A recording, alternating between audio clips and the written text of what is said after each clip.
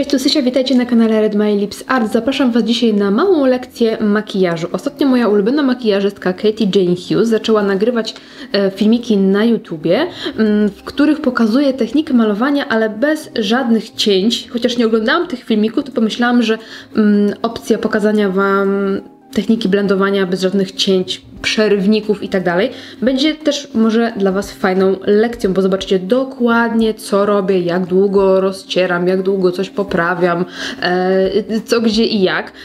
Może się okazać, że ten filmik będzie bardzo, bardzo nudny, bo będzie dosyć po prostu długi i wiecie, bez tej dynamiki.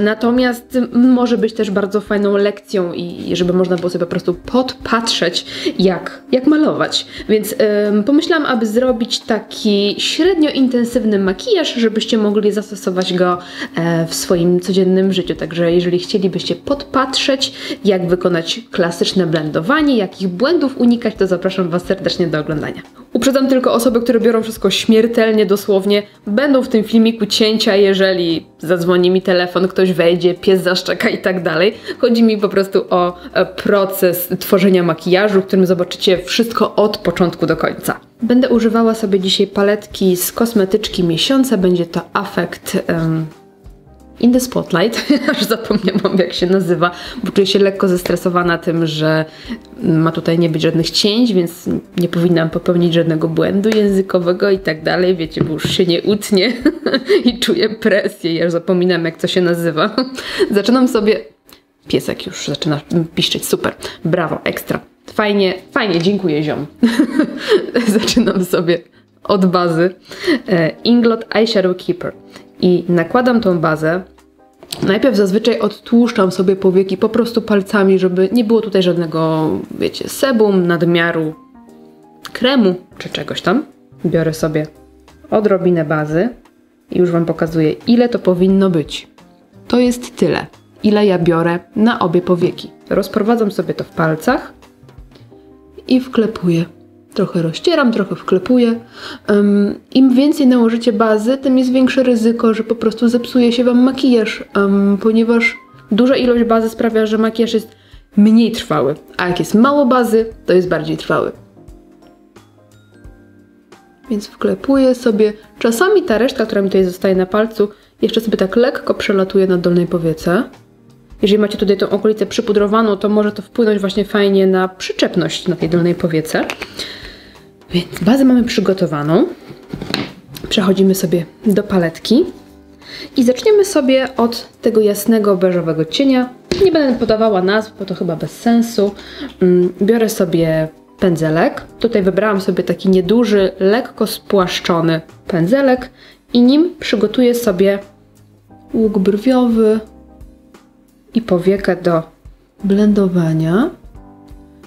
Nie stosuję tego triku zbyt często, ale dla osób, które nie mają, wiecie, zbyt dużo wprawy w makijażu, jest to fajny trik, ponieważ później kolejne cienie, które nakładamy, po prostu łatwiej się rozcierają, bo już nie przyczepiają się tak bardzo mocno do powieki, więc to zapobiega ewentualnym jakimś plamkom i generalnie problemom z blendowaniem. Jeżeli nie robimy zbyt intensywnego makijażu, to możemy taki jasny cień nałożyć na całą powiekę, a dopiero na to nakładać jakieś brązy. Wtedy one nie przyczepią się tak mocno, więc będzie łatwiej uzyskać lżejszy makijaż.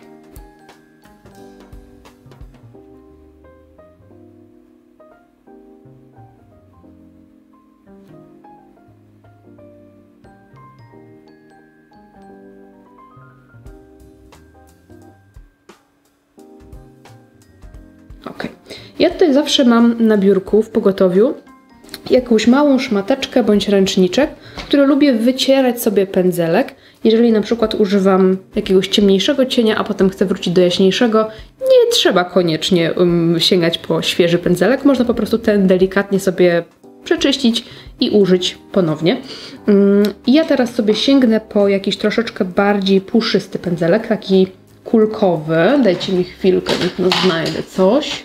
O, ten będzie ok. To jest pędzelek Many Brushes numer 13.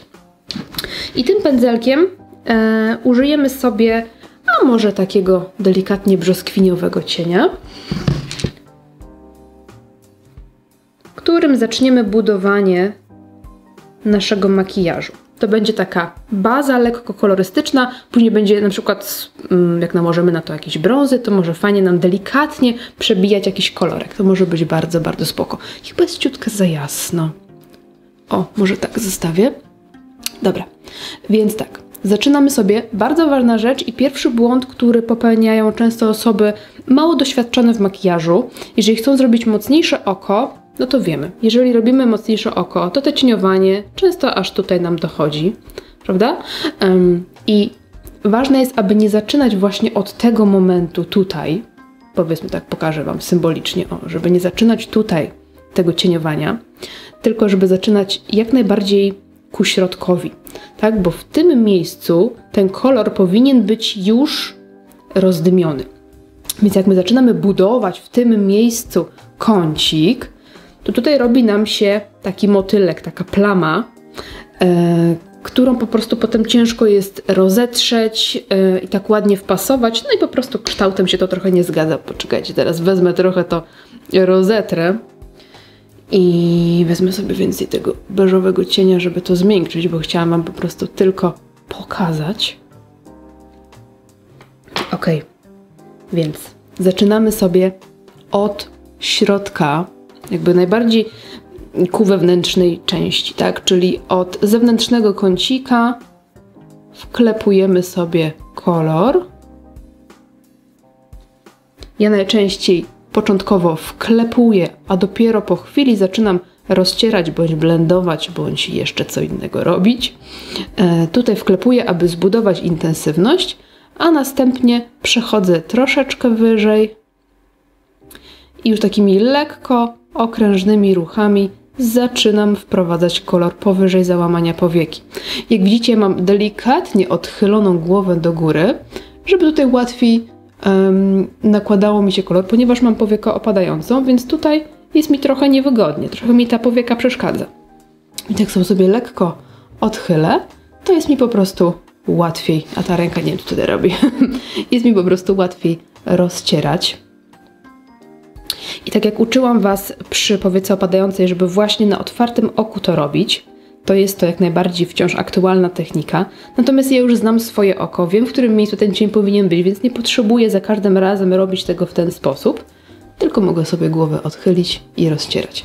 I zobaczcie, zanurzyłam pędzelek raz i cały czas pracuję na tym samym kolorze. Fakt, że te cienie są dosyć mocno napigmentowane. Teraz biorę ponownie jedno zanurzenie, takie delikatne,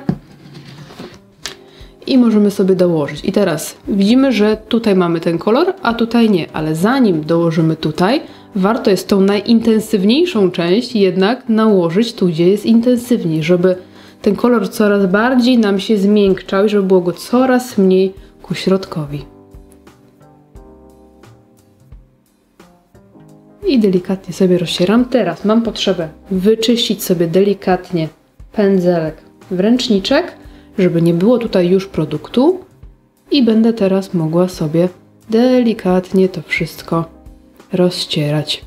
Myślę, że widać intensywność nacisku, bo to też jest istotne, żeby jak najdelikatniej dotykać tej powieki. Zobaczcie, że jak robię mocno, to widzimy, jak skóra się porusza, nie? A jak robię to delikatnie, to tutaj prawie nic się nie rusza, skóra się nie marszczy, więc myślę, że dzięki temu widzicie, że nacisk, który kładę, jest bardzo delikatny.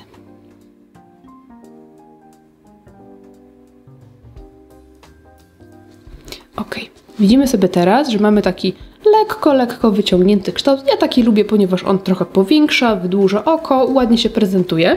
Nałożę sobie teraz jeszcze odrobinkę tutaj zewnętrznej części dolnej powieki, więc zamaczam ten sam pędzelek, tylko bardziej czubeczek i nakładam sobie, zaczynając od zewnętrznego kącika, tak żeby połączyć górę z dołem.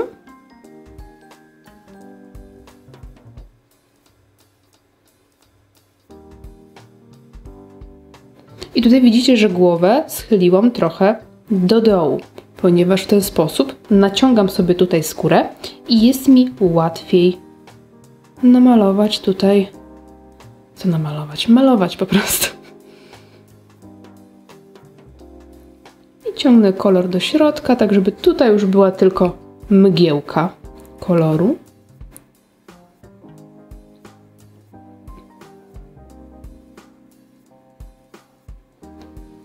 Jak na pędzelku już nie mam zbyt dużo koloru, mogę sobie jeszcze takimi delikatnymi ruchami jeszcze bardziej zmiękczyć cieniowanie.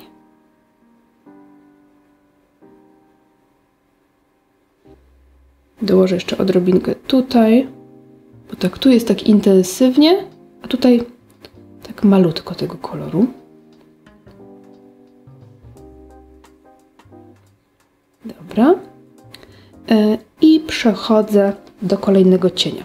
Może zrobię cięcie, żeby zrobić to drugie oko i wracamy z kolejnym cieniem. I dobrze, że zrobiłam cięcie, bo akurat przyszedł mąż, więc już do Was wróciłam i chciałam powiedzieć dwie rzeczy na temat tego oka. Po pierwsze, zobaczcie, że tutaj, nie wiem, czy to będzie dobrze widać, ale tutaj jest wrażenie takiej większej jakby plamki koloru, że jest jakby mniejsze roztarcie, mniejsza taka mgiełka.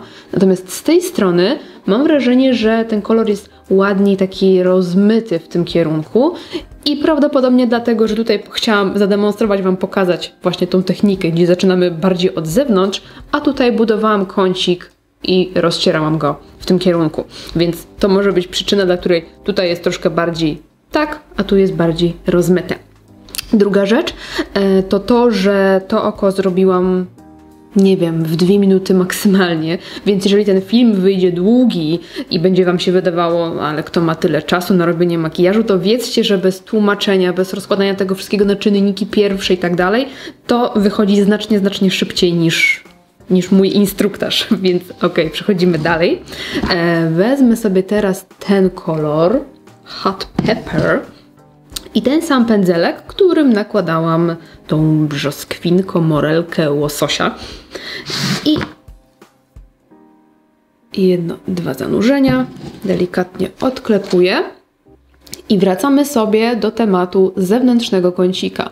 Przymykam sobie oko i buduję zewnętrzny kącik. Sięgam ponownie po kolor i wklepuję. Żeby zbudować intensywność, wklepujemy kolor i widzicie może, że koncentruję się tutaj dosyć blisko linii rzęs, ponieważ zawsze zależy mi na tym, aby w tym miejscu kolor był najintensywniejszy, albo przynajmniej, żeby nie było takiego prześwitu, że tu jest ciemno, a tutaj przy samych rzęsach jest troszeczkę jaśniej. Ponownie sięgam po kolor i wklepuję. Teraz kolor nie będzie się już tak mocno przyklejał, ponieważ mamy już bazę z innego koloru, dlatego może być konieczność, wiecie, częstszego sięgania po cień. I widzicie, że rozcieram sobie teraz takimi krótkimi ruchami i przenoszę kolor coraz wyżej, tak żeby stworzyło mi się już te delikatne, ładne przejście. Bo z takiej ciemniejszej plamy później czasami trudniej jest wyjść nam, żeby zrobić takie, wiecie, niewidoczne cieniowanie. A jak już sobie przenoszę ten kolor, im mniej na pędzelku, tym wyżej go przenoszę, to już mam częściowo wblendowany ten cień. I mogę... bez cięć. I mogę sobie zacząć teraz ponownie rozcieranie delikatne. Widzicie, że skóra się nie rusza. Co to oznacza? Dokładnie tak. Delikatny nacisk.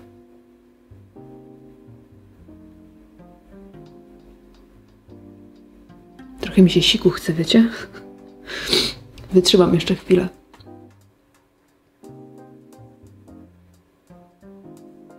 Przenoszę sobie kolor.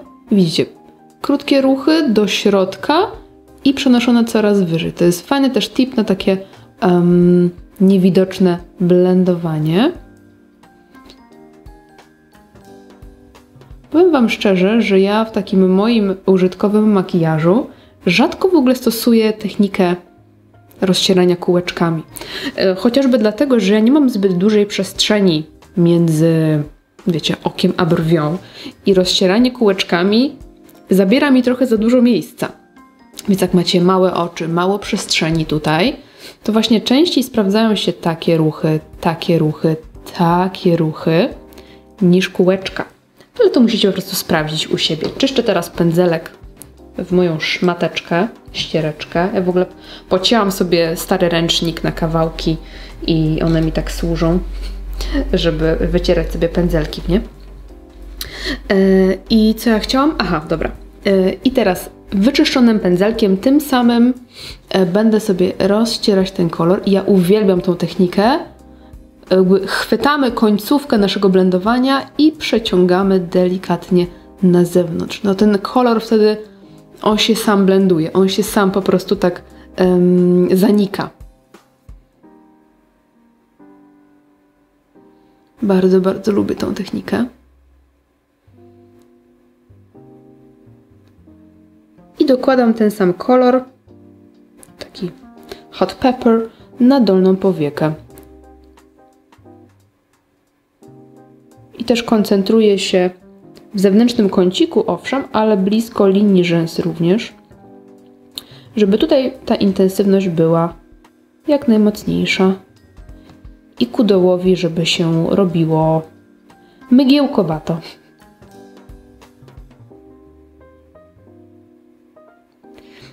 Jeżeli robimy taki, wiecie, troszkę mocniejszy, mocniej roztarty makijaż wieczorowy, to śmiało możemy rozcierać kolor aż do takiego zagłębienia, które pojawia nam się, gdy się delikatnie uśmiechamy. To jest taki punkt, do którego śmiało można rozcierać cienie na dolnej powiece. Oczywiście tylko wyłącznie wtedy, kiedy górna powieka jest troszkę mocniej zbudowana. Znaczy, no nie tylko wtedy, ale jeżeli tutaj budujemy sobie, wiecie, takie intensywne oko, no to wtedy tutaj to jest taka dobra granica, która sprawia, że proporcje są takie jak trzeba. Dobra. To przejdźmy sobie jeszcze do jakiegoś jeszcze ciemniejszego cienia. Oczywiście w takim użytkowym makijażu to by mogło być już spokojnie, wystarczy, nawet jeden cień by wystarczył.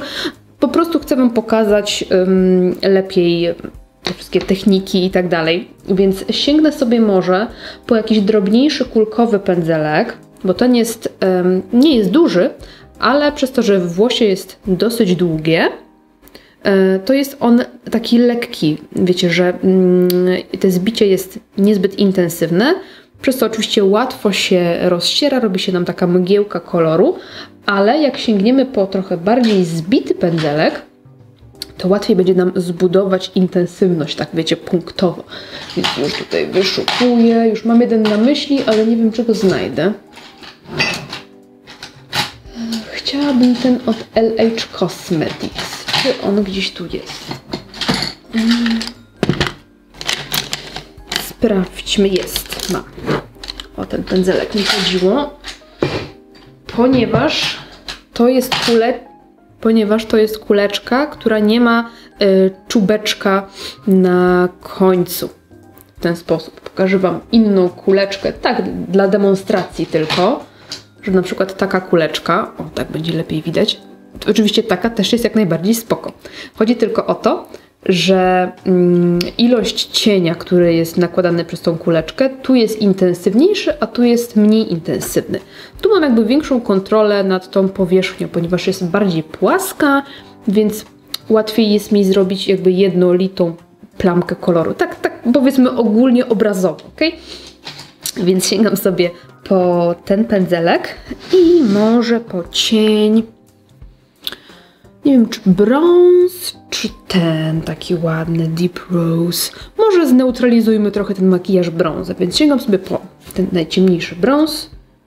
Delikatnie sobie nakładam na pędzelek.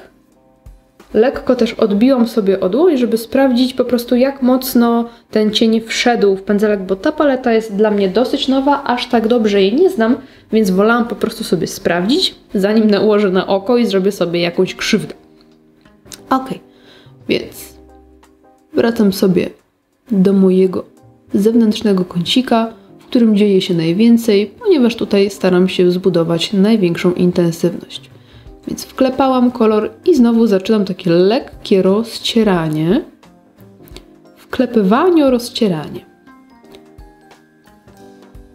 I od razu przechodzę jedno zanurzenie i od razu przechodzę do dolnej powieki. Tutaj jest taka już formalność, ponieważ nie chcę robić bardzo, bardzo intensywnego efektu 3D, tylko chcę trochę zneutralizować kolory tego makijażu i dodać jeszcze więcej głębi, bo w sumie ten cień Hot Pepper tak się zlał z tym, że ta intensywność nie jest taka bardzo, bardzo intensywna, więc ten brąz doda mi troszeczkę głębi i neutralizacji, powiedzmy.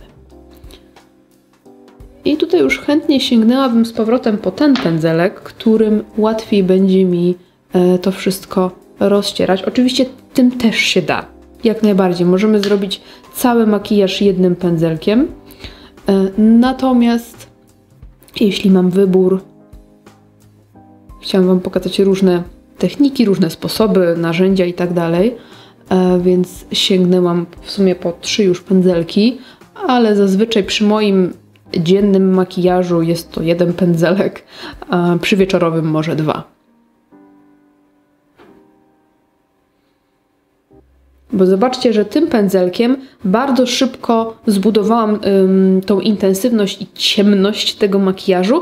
Tym na pewno musiałabym więcej razy zanurzyć pędzelek w cieniu, żeby uzyskać ten sam efekt, ponieważ on nie ma tak intensywnego nacisku. Widzicie, ledwo dotykam, a on się zgina. Natomiast ten pędzelek dotykam i on się nie rusza. I to jest właśnie różnica, że ten będzie po prostu lżejszy, będzie lżej nakładał, przez co też dłużej będziemy budować takim pędzelkiem cień. Więc sobie jeszcze tak lekko poprzecieram. Trochę porozcieram i wydaje mi się, że tutaj już będziemy mieć okejkę. Przejdziemy sobie może zaraz do jakiegoś błyszczącego cienia, więc robię cięcie na zrobienie tego oka i na siku i zaraz do Was wracam.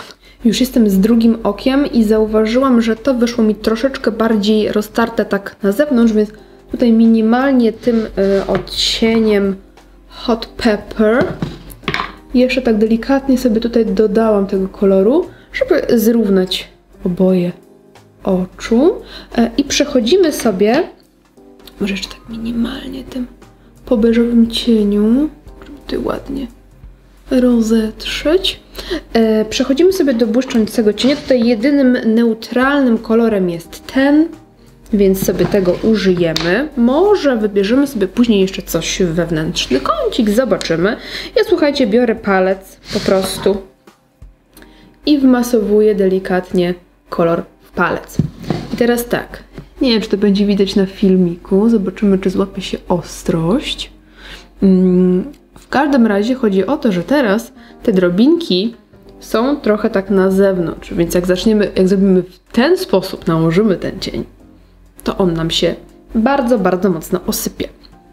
To, co ja lubię robić, to albo delikatnie odbić sobie ten cień po prostu o dłoń, o ten ręczniczek, który tutaj leży, o cokolwiek, albo delikatnie rozmasować w palcu.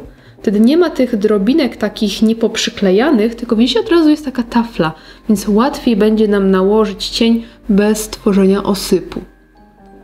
Więc ja sobie nakładam, zaczynam od miejsca, w którym chcę, żeby było najintensywniej i potem rozcieram sobie palcem po prostu do środka powieki, teraz troszeczkę powyżej załamania i tak sobie delikatnie to rozcieram. Ponownie nakładam troszkę, rozmasowuję i dokładam. Też bardzo fajnym typem, jeżeli nie rozmasowujemy sobie tego cienia, zaraz Wam pokażę, to nakładam sobie ponownie porcję cienia i na początku wklepuję cień, tak żeby pozbyć się nadmiaru z palca, żeby go ładnie docisnąć, doklepać do powieki, do bazy i dopiero po chwili zaczynamy rozcierać, żeby zbudować intensywniejszy blask, bo perłowe cienie lubią rozcieranie, one wtedy zyskują na mocy. Dlatego też bardzo lubię nakładać błyski palcami, bo one wtedy po prostu stają się bardziej intensywne. Ładniej leżą, bardziej cienko, co też jest tipem fajnym dla kobiet dojrzałych.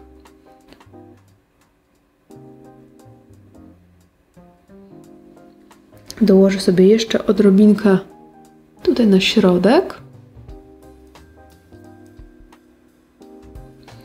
Czyszczę paluchy w mój ręczniczek i wracam sobie do pędzelka, może do tego, którym nakładałam ten jasny beżowy cień i delikatnie ten pędzelek moczę sobie w tym cieniu, ale tak naprawdę symbolicznie trochę strzepuję albo trochę wklepuję w pędzelek, tak żeby po prostu nic mi się nie osypało i troszeczkę rozcieram go, tak żeby wpasować ten kolor w moje cieniowanie, żeby nie było z żadnej strony, z żadnej perspektywy takiego odcięcia, że jest mat, a tu jest nagle błysk. Fajnie, żeby ten błysk też delikatnie powcierać w mat, żeby po prostu było ładne przejście.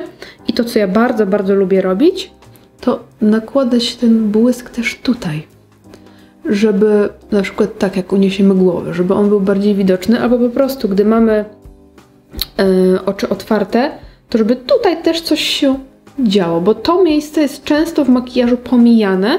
Warto o nim nie zapominać, bo to dopełnia nam tutaj ten kształt oka, po prostu dopełnia nam makijaż. I z drugiej strony to samo. Chyba jakąś drobinkę poczułam, bo tutaj nie odklepałam sobie cienia, jak moczyłam pędzelek.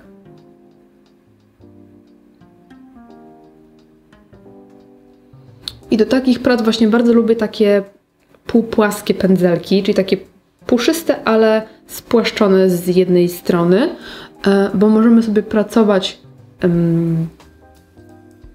nie mogę znaleźć słowa, po prostu możemy sobie ułożyć ten pędzelek w taki sposób, wtedy mamy szerszą powierzchnię, która pracuje, możemy sobie go w ten sposób obrócić, żeby mieć bardziej precyzyjny moment, możemy pracować sobie samą końcówką właśnie tutaj przy takich rzeczach, a możemy położyć cały pędzelek, wtedy tą powierzchnią nałożymy więcej i szybciej. Więc tak lubię sobie tego typu pędzelków używać w takim zastosowaniu. Też bardzo delikatnie tak przecieram sobie ten cień. Widzicie, że powieka się prawie nie rusza, skóra się nie rusza, co znaczy, że jest mały nacisk. I robię znowu takie króciutkie ruchy, takie pociągłe, żeby wpasować cienie w siebie. Tak jeszcze się rozglądam w lusterku, żeby zobaczyć, czy z każdej perspektywy jest to wszystko ładnie roztarte. I przechodzę sobie do dolnej powieki. Trochę sobie tylko odklepię nadmiar jakiegoś pyłku. Dobra, użyjemy sobie pędzelka, żeby nałożyć sobie to na dolną powiekę. Więc tak wklepuję sobie ten cień w pędzelek, w czubeczek, nie na bok, tylko na czubeczek pędzla. I delikatnie odklepuję w dłoń, żeby lepiej wprasować ten błyszczący cień w pędzelek. To mi po prostu daje pewność, że nic mi się nie osypie. Jeżeli bym nie robiła tutaj makijażu twarzy wcześniej, to może bym to olała i po prostu, wiecie, ciach, ciach, ciach, a potem domyć i można robić bazę. Ale jak już mamy ten makijaż, no to szkoda, żeby nam tutaj drobinki sypały, bo czasami jak je strzepniemy, no to one gdzieś tam się rozmarzą i gdzieś te drobinki cały czas są i mnie irytują. Nie wiem, jak wy macie, czy was też irytuje. Takie błyszczące jakieś drobinki gdzieś na twarzy. Nie lubię, bardzo nie lubię. Sięgam sobie ponownie po kolor. Takie ze 3, takie 4 zanurzenia. Odklepanko. I krótkimi ruchami, takimi posuwistymi, nakładam sobie na dolnej powiece. I też bardzo delikatnym naciskiem wpracowuję kolor w mat. Błysk w mat.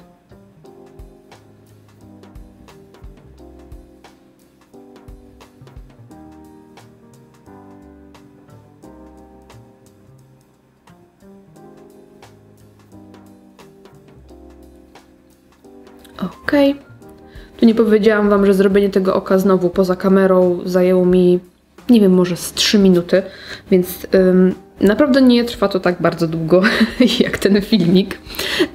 Może nałożę sobie jeszcze ten kolor tutaj w wewnętrznym kąciku, ale użyję sobie palca, żeby ta perła była taka intensywna.